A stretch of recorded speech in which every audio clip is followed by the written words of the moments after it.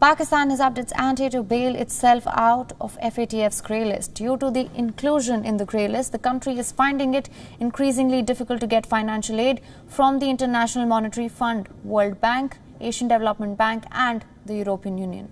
And ahead of FATF's virtual plenary meet on October 21st to 23rd, Pakistan has hired a top lobbyist on the Capitol Hill. Now, the Imran Khan government has reportedly hired the services of Texas-based Linden Strategies so as to push its case with the United States. The FATF meet scheduled this month will decide whether Pakistan should be excluded from its grey list.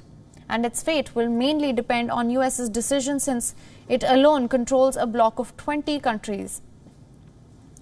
Pakistan requires the support of at least 12 out of the 39 member states to escape the grey list.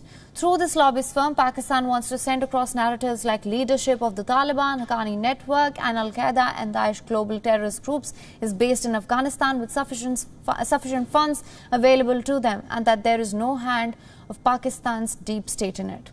Pakistan also wants the US to believe that Lashkar-e-Taiba remains defunct and terror financing cases have been registered against most of the identified leaders of Jamaat-ud-Dawa and Falah-e-Insaniyat Foundation. Now, Pakistan also claims that it has successfully convicted 4 designated persons and 2 other senior leaders. FATF is a Paris-based global money laundering and terror financing watchdog, which put Pakistan on the grey list in June 2018.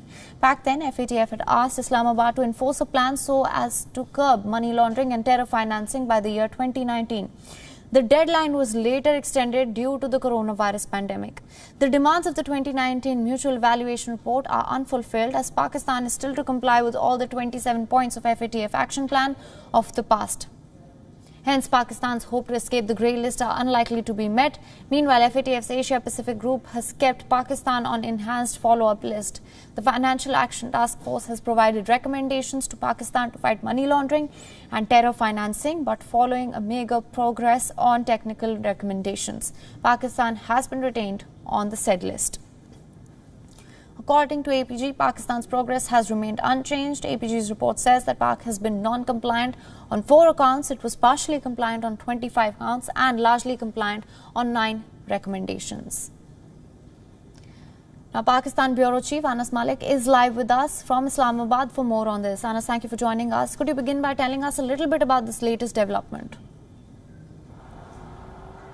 Well, absolutely, Him. This report of the Asia Pacific Group has been issued today, and it comes in the backdrop of the FATF plenary meeting. Now, this report says that Pakistan has been found compliant on at least 2 counts, largely compliant on 9 counts, partially compliant on 25 counts, and non-compliant on 4 counts. Now, this is the mutual evaluation report that was implemented, that was given to Pakistan in 2015.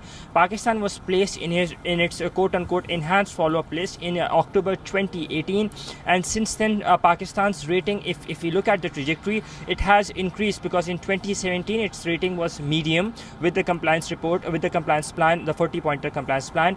In 2018 it was raised to medium high, and in this 2020 report it is said that this rating has been raised to high, so that by and large the compliance that has been shown, that Pakistan's compliance, there has been some movement, or rather a notable movement on that, and that is the reason compliance rating has been moved, though Pakistan would continue to remain on the quote-unquote enhanced follow-up list. This is what the mutual evaluation report says. Now, it is very important to specify that this mutual evaluation is a decade-long process. It is done once in every 10 years, and then it is currently nothing to do with the upcoming plenary meeting that is to be held from 19th of October to the 21st of October virtually. That is an entirely separate process where Pakistan is to implement its 27. It's to present a report of its 27-pointer action plan. Yes. All right. Thank you for clarifying that, Anas. Of course, financial aid too is now going to be a problem, which it already is, in fact, for Pakistan. How do you see this unfolding? Well, absolutely, financial aid remains a bigger problem, and in the upcoming plenary meeting, Pakistan would bat that it would need to get out of the grey list, the currently sustaining grey list that it was pushed into in June 2018. Now,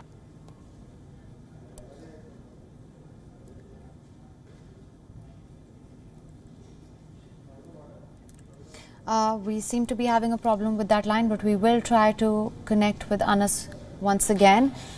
Just to remind our viewers once again, Pakistan, due to inclusion in the grey list, the country is finding it increasingly difficult to get financial aid from International Monetary Fund, World Bank, Asian Development Bank and the European Union. We seem to be having a problem with that line there. We will definitely get you more details.